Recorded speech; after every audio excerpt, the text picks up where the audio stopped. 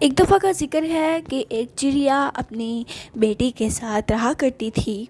وہ اس سے بہت ہی زیادہ پیار کرتی تھی۔ وہ اسے اپنے آپ سے دور تو بالکل بھی نہیں دیکھنا چاہتی تھی۔ چڑیا کا گھونسلہ ندی کے کنارے تھا، تو اس وجہ سے اسے پانی پینے کے لیے زیادہ دور نہیں جانا پڑتا تھا، لیکن کھانا ڈھونڈنے کے لیے اسے بہت دور جانا پڑتا تھا، کیونکہ آس پاس تو کوئی کھانا بھی نہیں تھا۔ اس وجہ سے اسے اپنی بیٹی سے دور ہونا پڑتا تھا جب وہ کھانا لینے جاتی تھی چند لمحوں کے لیے۔ ایک دن اس نے کھانا لینے جانا تھا۔ اس نے سوچا کہ میں اپنی بیٹی کو پہلے اکیلے چھوڑ دیتی ہوں، لیکن پھر اس نے سوچا کہ نہیں، اگر اس کو کچھ ہو گیا تو کیا کروں گی۔ لیکن پھر اس نے کہا کہ اگر میں ادھر ہی بیٹھی رہی تو پھر بھی اس کی بیٹی بھوکی ہی رہ جائے گی، اور اگر وہ بھوکی رہے تو وہ تو اس سے برداشت ہی نہیں ہوگا۔ اس وجہ سے وہ کھانا لینے کے لیے چلی گئی اپنی بیٹی کو اکیلا چھوڑ کر۔ وہ گئی ہی تھی کہ اچانک سے وہاں بہت تیز ہوا کا طوفان آ گیا۔ وہ بہت ہی زیادہ گھبرا گئی۔ اس نے کہا کہ اب وہ کیا کرے گی۔ اس کی بیٹی تو نہ ہی چل سکتی ہے اور نہ ہی بول سکتی ہے، نہ اٹھ سکتی ہے، اب تو وہ کچھ نہیں کر سکتی۔ تو اس نے کہا کہ وہ فوراً جائے گی اپنی بیٹی کے پاس، تاکہ اپنی بیٹی کو وہ محفوظ کر سکے لہروں سے، ہواؤں کی۔ تو وہ فوراً گئی۔ اس نے کہا خدا کا لاکھ لاکھ شکر ہے کہ تم بالکل ٹھیک ہو، تمہیں کچھ ہو جاتا تو میں کیا کرتی۔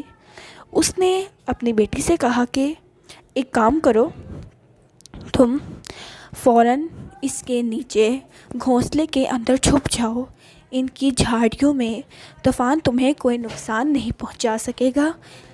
میں اور تم، ہم دونوں کو طوفان کا سامنا تو کرنا ہی پڑے گا۔ ابھی تو وہ یہ کر ہی رہے تھے تو اس نے بات مانی، اور لیکن گھونسلہ تو نیچے گر گیا پانی میں اور وہ بہہ گیا۔ چڑیا نے اپنی بیٹی کو یہ تو کہا تھا کہ جھاڑیوں کے اندر چھپ جاؤ، لیکن چڑیا کو یہ نہیں پتا تھا کہ گھونسلہ بھی گر سکتا ہے۔ وہ بہت ہی زیادہ مایوس ہو گئی اور بہت زیادہ رونے لگی۔ اسے کچھ نہیں پتا تھا کہ اب وہ کیا کرے۔ بیچاری اتنی زیادہ روئی کہ اب وہ اتنی غمگین ہو گئی کہ اسے سخت بخار ہو گیا۔ بیچاری دیکھ ہی سکتی تھی اپنے گھونسلے کو ندی میں بہتے ہوئے۔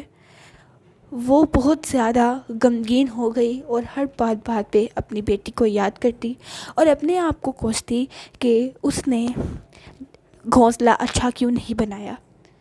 وہ بہت زیادہ سخت بیمار پڑ گئی کہ اب وہ ہل تک نہیں سکتی تھی، اور اب کوئی بھی نہیں تھا جو کچھ کر سکے۔ پھر ایک کوے کو ملی وہ چڑیا کی بیٹی۔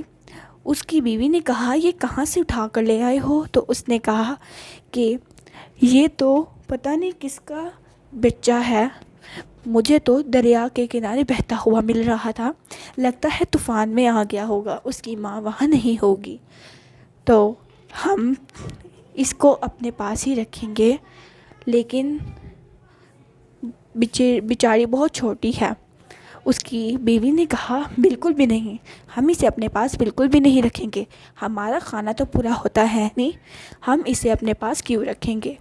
اس نے کہا ہاں ٹھیک ہے، تم بالکل بھی فکر نہ کرو، اس کی ماں کا بندوبست میں ضرور کرتا ہوں، اس کی ماں ضرور مل جائے گی، کیونکہ اس کی ماں تو چڑیا ہی ہے، ظاہر سی بات ہے، کیونکہ یہ ایک چڑیا کا بچہ ہے، اور کووں کے علاقے میں تو صرف 2-3 ہی چڑیا ہیں۔